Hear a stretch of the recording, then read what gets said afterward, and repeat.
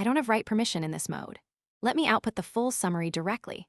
The police captain who borrowed from the broken, how investigators used Kim Kilpatrick's own expertise against her, a veteran police captain, someone who spent decades sitting on the other side of the interrogation table, walks into a familiar room. Neutral walls, fluorescent lights, no windows. She knows the ritual by heart. She's read rights to thousands. This time, there's one difference. She's the one being read hers. And the most devastating moment isn't some dramatic confession. It's a single sentence from the detective that collapses her entire defense. There was no, we've never heard the word loan. 6 years of silence, zero documentation, and $24,000 taken from a benefit account meant for a brain-injured detective and his family, and the first time anyone hears the word loan is inside this interview room. This is the JCS criminal psychology breakdown of Kimberly Kilpatrick, former captain of the Port Orange Police Department, arrested on May 4, 2022, on charges of grand theft and exploitation of a disabled adult. It's a masterclass in how investigators dismantle someone who knows every trick in the book, not with aggression, but with silence, procedure, and the weight of missing paper trails. The tragedy that started it all on April 23, 2016, a motorcycle crash in New Smyrna Beach, Florida, killed a woman instantly and left her husband, Detective David Fouts, with catastrophic permanent brain injuries. The Port Orange community responded with an outpouring of support. GoFundMe campaigns circulated. Fundraisers sprang up. Donations poured in from colleagues, strangers, and supporters. A benefit account was opened at SunTrust Bank to manage the growing funds, money meant exclusively for medical care, rehabilitation, and daily living expenses. Over time, the total climbed past $250,000. Kimberly Kilpatrick was there from the start. A senior-ranking officer, a trusted friend, someone the Fouts family relied on when decisions were impossible.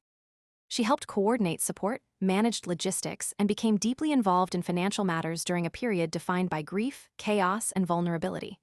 Her name went on the benefit account alongside Alexa, David's young daughter, roughly 19 or 20 years old at the time. Years passed. Then investigators started pulling bank records. They found a wire transfer. They found a check.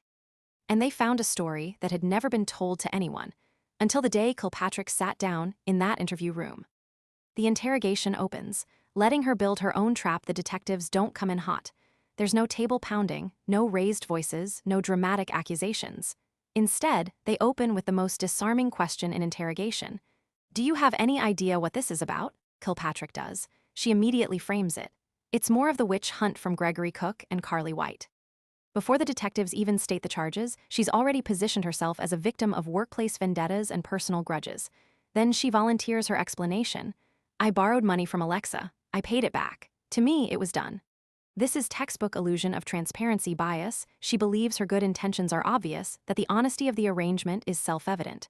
The detectives exploit this. They let her talk, and talk, and talk. JCS identifies this as a deliberate tactic. By framing the interrogation as an opportunity to explain rather than defend, the detectives create a false sense of psychological safety. Kilpatrick speaks expansively and unguardedly. She volunteers dates, bank names, amounts, people involved. Every unnecessary detail becomes ammunition. The contradictions and overjustifications pile up. Material investigators will later use to dismantle her credibility line by line. The missing paper trail, silence as evidence. The detectives' most powerful weapon isn't anything they say, it's what doesn't exist. No written loan agreement, no logbook tracking donations, no receipts, no emails, no text messages documenting the arrangement. No notification to supervisors, attorneys, or anyone outside of Alexa, a vulnerable young adult, and Kilpatrick herself. The detective drives this home repeatedly. Any documentation whatsoever that you can show us at any point in time that this was a loan? Kilpatrick's answer. I can't. JCS identifies this as argument from silence, a psychological framework where the absence of expected evidence invites negative inference. For a police captain who spent her career requiring documentation for routine departmental expenses, the total absence of records for a $24,000 withdrawal from a charity account is devastating. The detective doesn't need to call it criminal. He just needs to keep asking where the paperwork is. He even compares it to their own department's practices, referencing how, after a recent officer death, Rayner, there was a ton of money coming in, and they had to find a way to keep track of every penny so nothing can come back to bite. This invokes social norm theory. Once Kilpatrick's behavior is framed as abnormal by the standards of her own profession, it becomes nearly impossible to justify. The $24,000 question, how borrowing became exploitation. Kilpatrick's story of the money is complex and shifts under pressure. She claims she borrowed approximately $24,000 from the SunTrust benefit account, the account set up specifically for David Fouts' care for two personal purposes. A consolidated debt payment, $17,000, paid off in late 2016 to clear a hindrance on her mortgage loan.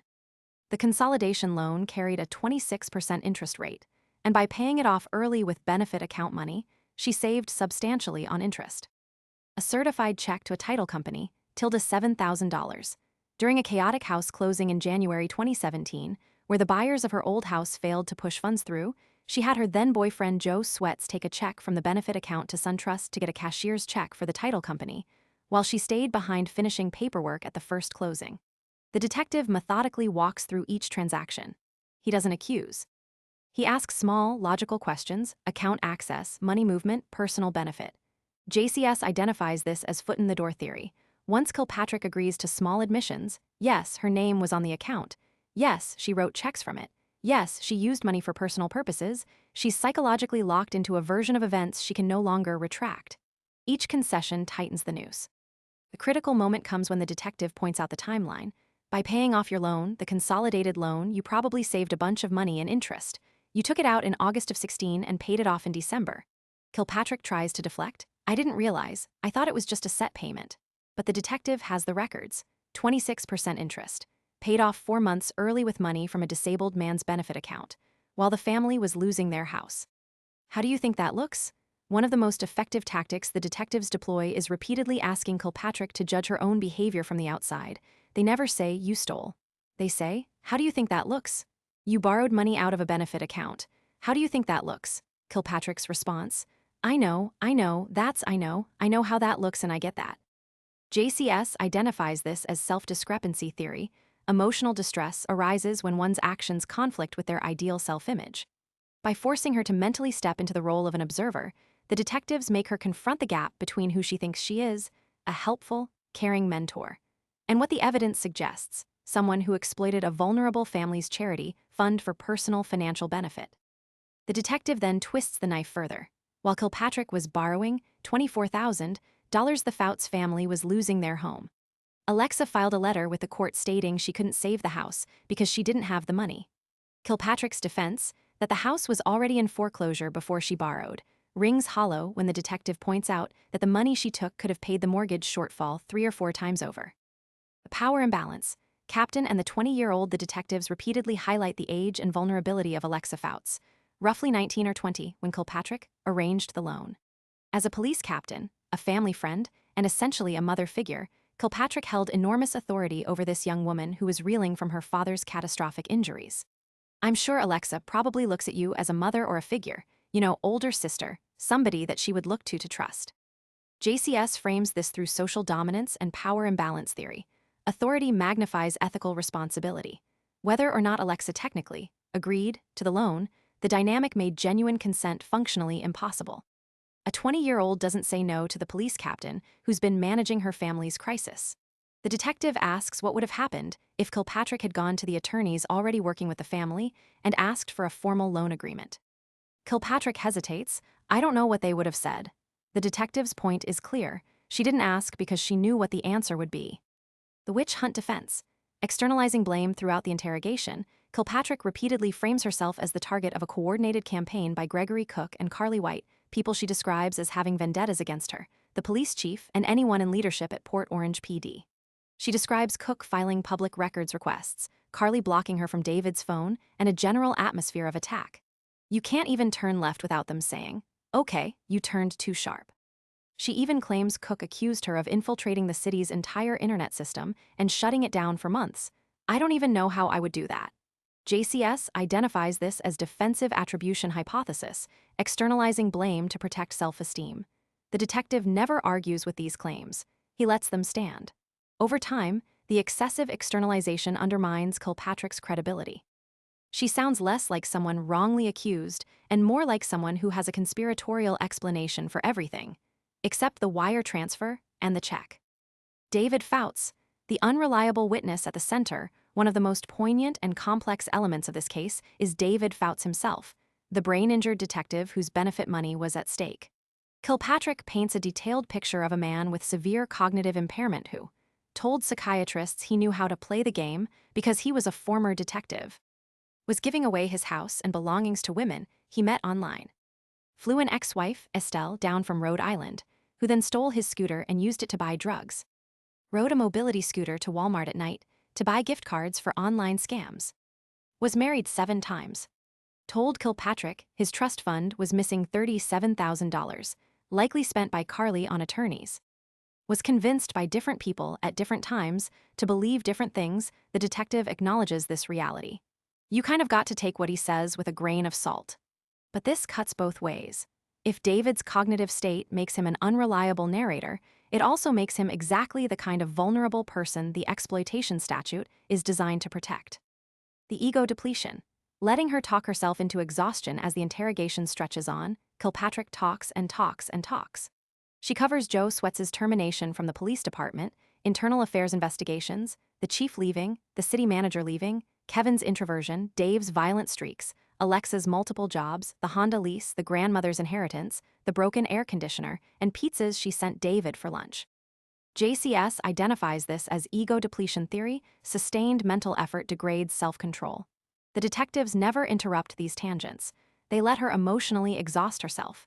Each minute she spends narrating peripheral details is a minute she's not carefully constructing her defense. The unfiltered disclosure increases. The narrative becomes looser. Details contradict earlier statements. By the time the detective says, "I think we're covered," Kilpatrick has been talking for over an hour and has given investigators more material than any confrontational approach could have extracted. The phone call and phone seizure. Control slips away near the end. The detective allows Kilpatrick to make a phone call. She reaches someone and delivers the news with practiced calm. "I've been arrested on a warrant. The bond's around, it'll be $10,000, but I need somebody to get Ricky at the bus stop at 4. Even in arrest, she's managing logistics. The detective then informs her that her phone, a Samsung Flip Z, unlocked with an L pattern, will be seized via search warrant. Kilpatrick pushes back. "I wasn't consenting for him to take the phone." But the process is already in motion. When she learns Good Samaritan, the rehab facility where she claims to have made payments, has no records of her payments whatsoever, she's visibly frustrated. Greg Cook has documents, emails where he sends that "I paid, they had a personal check for $17,000 from me."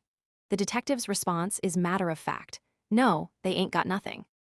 JCS frames these final moments through reactance theory. Instead of triggering rebellion through force, autonomy is reduced incrementally. Small permissions, routine paperwork, standard procedures. Kilpatrick adapts to power loss rather than resisting it. By the time she realizes how much control she's surrendered, it's already gone.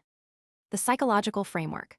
Why this interrogation worked. JCS layers over a dozen psychological theories throughout the analysis, painting a picture of an interrogation that succeeds precisely because it respects the suspect's intelligence. Reality monitoring theory. Fabricated memories rely on belief and repetition. Truthful ones are anchored by external details. Kilpatrick has beliefs. She has no details. Cognitive load theory. Excessive mental strain degrades self-monitoring. The complex timeline she tries to manage becomes her enemy. Role theory. A police captain is held to higher standards than an ordinary citizen. Her expertise makes her behavior more suspicious, not less. Foot in the door theory. Small admissions create psychological compulsion to maintain consistency, locking her into an increasingly damning version of events. Self-discrepancy theory. Forcing her to evaluate her own behavior from the outside creates emotional distress as actions conflict with self-image. Narrative identity theory. When investigators destabilize her personal story, helper, protector, victim of witch hunts, psychological discomfort sets in. Social dominance theory. Her authority over Alexa transforms consent into something closer to coercion. Defensive attribution hypothesis. Excessive blame externalization gradually destroys credibility. Ego depletion theory. Sustained talking without interruption exhausts self-regulation, producing unfiltered disclosure. Temporal motivation theory. As the process moves forward, urgency intensifies. She talks more because she feels this is her only chance to influence the outcome. Reactance theory. Autonomy is reduced incrementally, small permissions, routine paperwork, preventing psychological backlash. Moral fatigue theory. Prolonged moral tension leads to emotional surrender rather than logical defense. The detectives never needed to raise their voices. They used procedure, documentation, and the suspect's own need to explain as their primary weapons.